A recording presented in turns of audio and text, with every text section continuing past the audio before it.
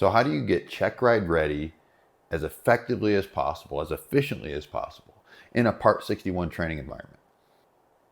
I've only just taken a couple instrument lessons.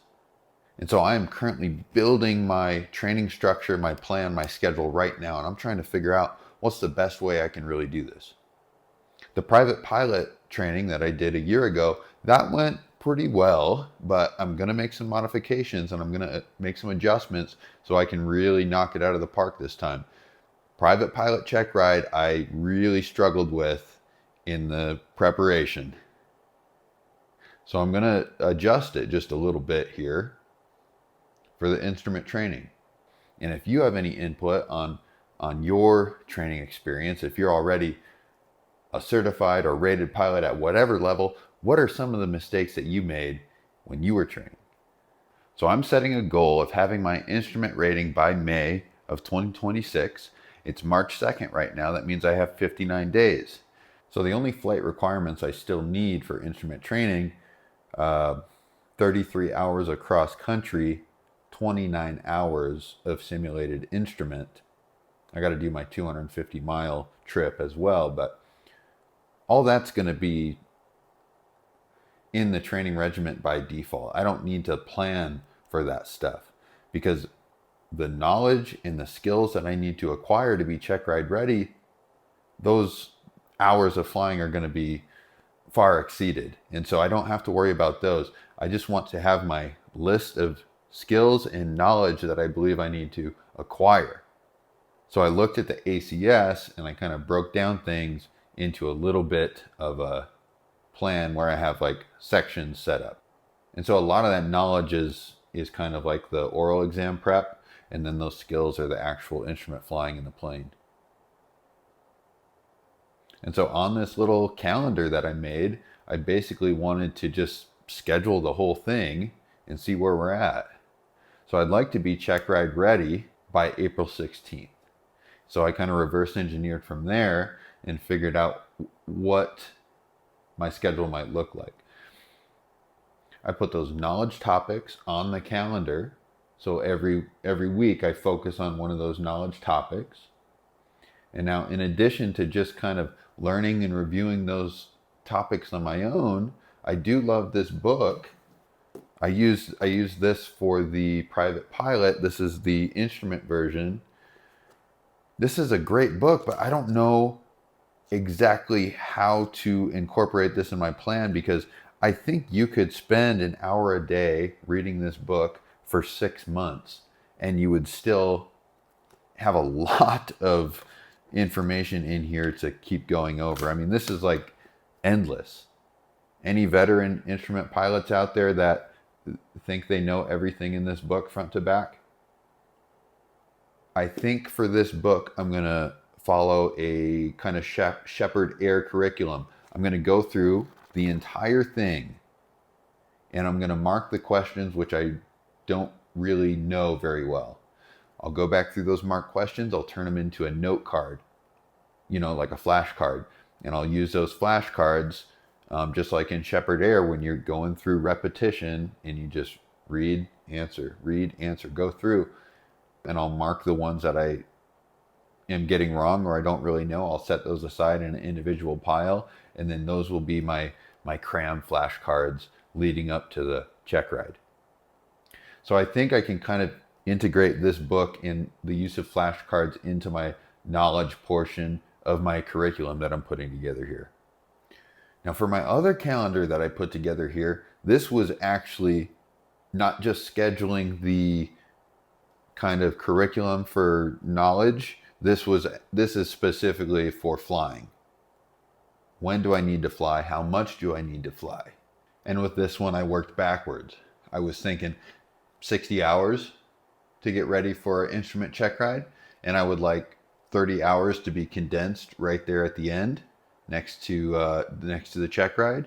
And then, where I have a little more time right now, I can spread out those flights a little bit more, 30 hours over the course of 5 weeks for this first portion. And so I just drew up the schedule this morning.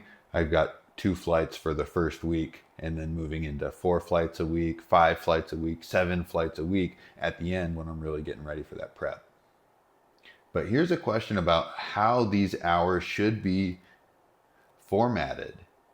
Like, can they be just with a safety pilot? You know, what if I had a instrument rated friend as a safety pilot and they were showing me how to shoot approaches and how to work the navigation and GPS? It's going to be significantly cheaper than having a CFI in the plane with me, right? Because if I got my instrument rated buddy in the plane with me, we split the cost of the plane, we both put hours in our logbook, and they are introducing me to some concepts and helping me get familiar with the whole process. And I'm learning a little bit as we're splitting time, right? Is it possible to learn so much and be so prepared for official instrument training with a CFII that I only need to do the minimum 15 hours required with that CFII? Now, I know the CFII is probably going to be a lot more effective and efficient at giving instruction and introducing me to these concepts. But just the problem that I have is the airplane is not a good classroom. And so I want to learn as much as possible before I get into that $250 an hour classroom, 3,000 feet above the ground or something. Like, I want to be as prepared as possible when I get into that plane. I have flown some actual approaches with a CFII. And it was frustrating because there was so much happening. I only got 10% of it in here, you know? And so I really just want to be more familiar with the entire process, the whole airspace, the plane, the instruments, and just the concept behind the thing before I pay an instructor to pour more knowledge in there. You know what I mean? If I'm flying 60 hours over the next 2 months, how much of it should be with a CFII? Go ahead, throw a number in the comments. Anyway, if you want to continue through the video, I'm going to break down how I put these calendars together and how I kind of reverse engineered this curriculum and schedule. I'll walk through the whole process of getting them together and what my thought process was going through it. Okay, so this is going to be my deadline. All right, so March 1st is already done. This is where we are right now, March 2nd. Now I think I want to be ready 2 weeks before my deadline. Basically, that'll give me a couple weeks of scheduling and rescheduling for weather. Now I want to concentrate a ton. You know, this is like cram time right here, that week before the check ride, and then it could linger, you know, and I can coast through that last week of April, depending on when the check ride's scheduled. But this is when I'm really cramming lots of high concentration flying and flashcards for my knowledge. For March, I'm going to be front loading a lot of knowledge, and I'll be doing some prep flights, but I'll be doing some chair flying. I'll be doing some simulator stuff, at home simulator, because this is going to be high concentration flying. So up here, I'm gonna focus on knowledge up here. So I'm going to do 5 days of approach plate interpretation, low IFR charts, and the IFR system knowledge. Then we'll get into weather. Focus 5 days on weather. All right, and then cross-country planning. That'll be a section. Equipment. Knowledge of the equipment that I'm using. All right, so that's a bunch of book work and research and learning and all that. Then I'll go into flashcards. as I get ready for the oral prep. I think I want to do 20 to 30 hours of flying right here prior to the check ride, and then another 20 to 30 hours of flying in this prep phase up here. So if I'm going to do 20 to 30 hours of flying between now and that first week of April, 30 hours, 2 hours per flight, times a cancellation rate of, we'll call it 33% cancellation rate for weather, scheduling, etc. That's going to be 20 flights divided by 5 weeks. That's 4 flights per week.